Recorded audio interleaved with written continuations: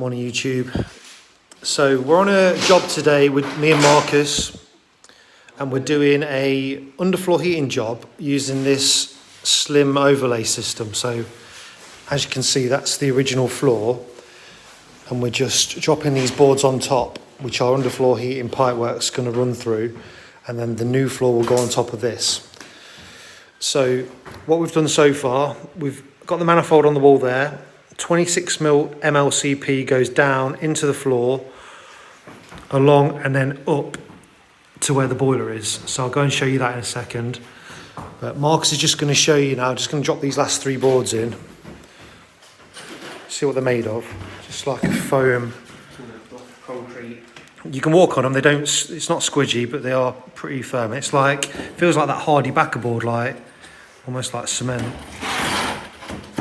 And they drop in place, and it gives you a route. You can do multiple routes to get the pipe around the system.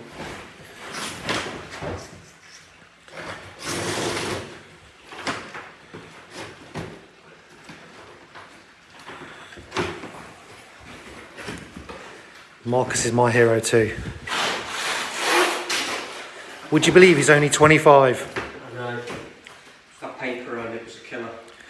So once we've got them down, in this room, which is already finished, they're all screwed to the floor, they're fixed to the floor. So we've got that to do in here. Fix this down, and then once that's done, we're going to start from the manifold. This is the pipe we're using here. So it's not MLCP, there's no metal line, it's just plastic. Quite flexible. So that's going to run, we've got a plan to do it too. So you'll notice we've got 6 ports on the manifold.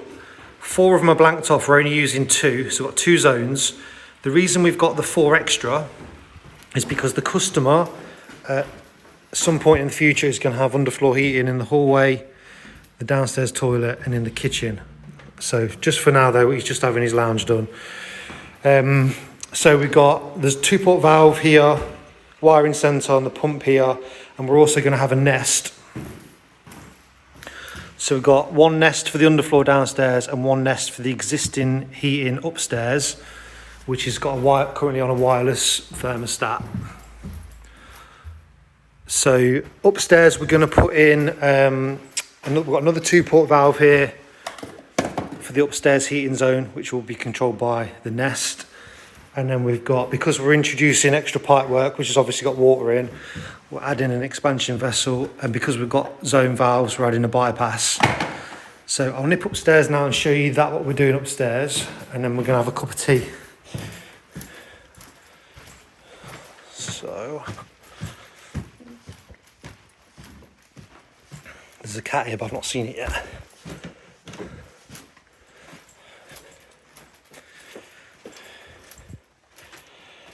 Right, so this is the boiler, Worcester Combi.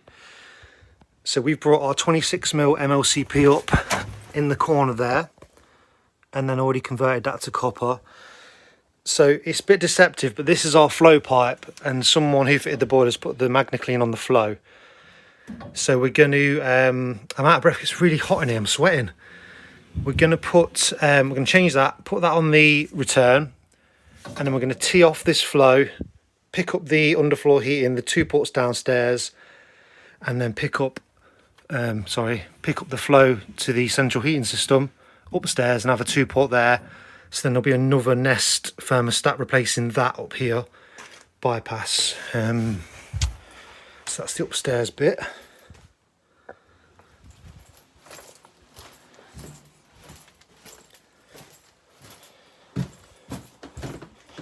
What's everyone else up to today?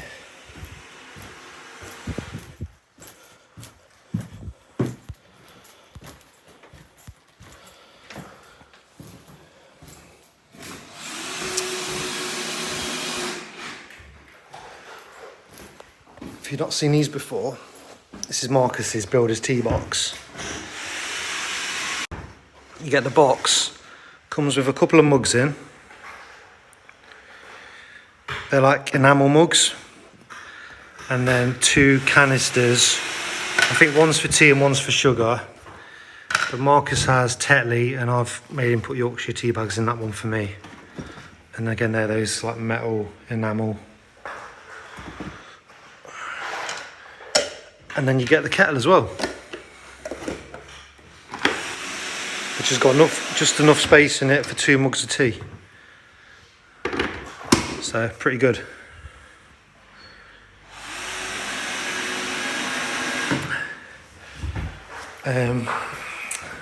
Both been able to park on the drive, which is nice. So has anyone got any questions about the job, or pretty self-explanatory? Anyone got any questions for Marcus? Sit down. Oh. He's made me wear trousers today because we're kneeling down. I'm sweating my tits off. You need them on this stuff. You carry on filming, I'll do all the graphs. And that's his self-isolating, unlucky mate. Oh, and his van got broke into. Bastards.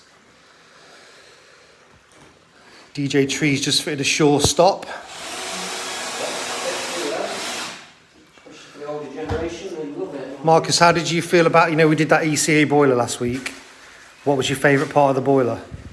Definitely the filling loop. It's got a very good filling loop, hasn't Very it? good filling loop. Sat in Midland truck and van in Coventry waiting for my van.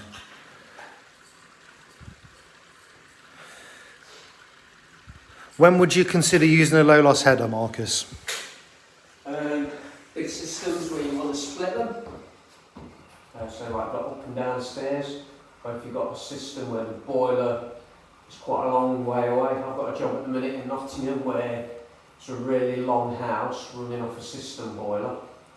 And at the minute, the last 2 rads aren't quite getting there, so probably end up going back, sorting out somebody else's work, put a low loss header in, so put a bigger pump in.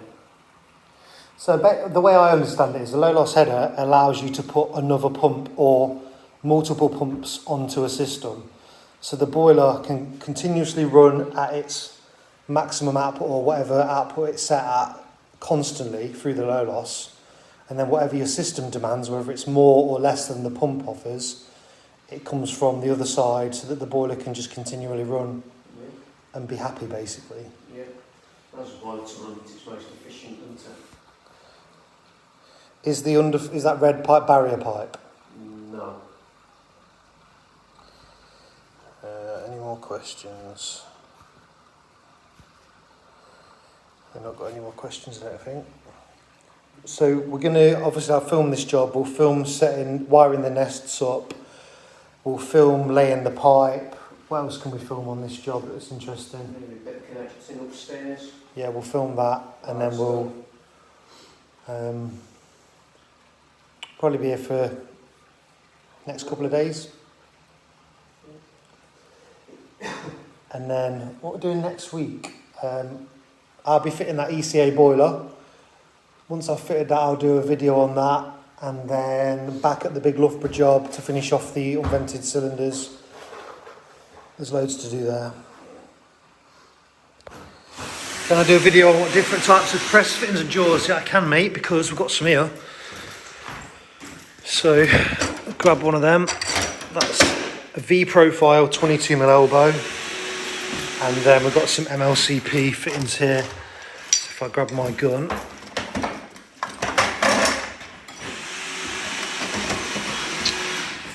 Right. So these are all my jaws. The jaw that's in my gun now is a 26mm TH profile, and that will press this MLCP fitting. And the way it works is, if I can do this with one hand,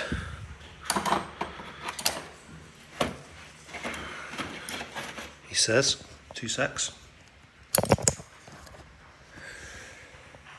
See, the blue collar fits in that groove, and that's how you press that one. So that's a TH profile. Now this is 22mm and uses a V profile, which is this one. You can see the difference immediately. The jaw is a lot thinner. And that's because the profile for this one is in the middle, and that's for the O-ring. So if I grab that, you'll see that the O-ring sits in the profile. Now the most common press fitting in the UK is an M profile, which the O-ring is on the end of the fitting there. Very similar looking jaw. I think it's only about 1mm difference in thickness, but that would use an M profile. So you have different profiles for different fittings. Why all the manufacturers couldn't just use one fitting? Probably so they can all make loads of money off us. But yeah, this is what I've got for this stuff I use. So I use TH and V. So I've got TH 20, 16, 25 and 26. So some MLCP use 25mm and some use 26. I use the Ameti, so I need the 26 for that. And then I've got my V15, V22 and V28 for my copper press. And I've also got the angle adapter, just for 15 and 22 though, so I can press quite tight against a wall or in awkward spots, because it allows you to have your press tool on the angle. So if I pop that in there, so it allows you to press like that. Right, let's see if there's any questions on press. Marcus, have you got an M profile jaw in your van? You see it?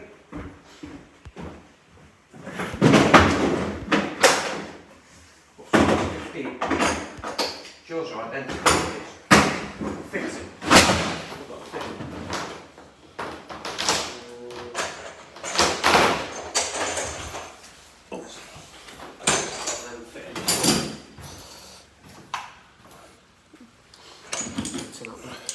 I've got one up there. So that's an M profile. So you see the difference. The O-ring is at the end of the fitting, and on the V it's inside. You've got a little bit of copper protecting the O-ring, and then there's the jaw. So the same, you've got the channel in the middle there for the O-ring. So if I can grab it. That's 15mm.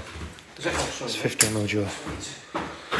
This is for a Nova press machine, so this won't fit in my rems. There we go. So if I grab that, so same, it fits in the middle, same as the V does, but yeah, the main difference is this one's 2-point press. It presses on the fitting and the O-ring. This is 3-point press, presses on the fitting, the O-ring, and the pipe. My personal preference, I think they look better, but everyone's got their own taste. So yeah, Marcus uses a Geberit or a Nova press, which takes a Milwaukee battery, and I've got the rems. Both decent machines. Yeah, that's it. So yeah, set the laser up down the middle of the room to get the flooring in.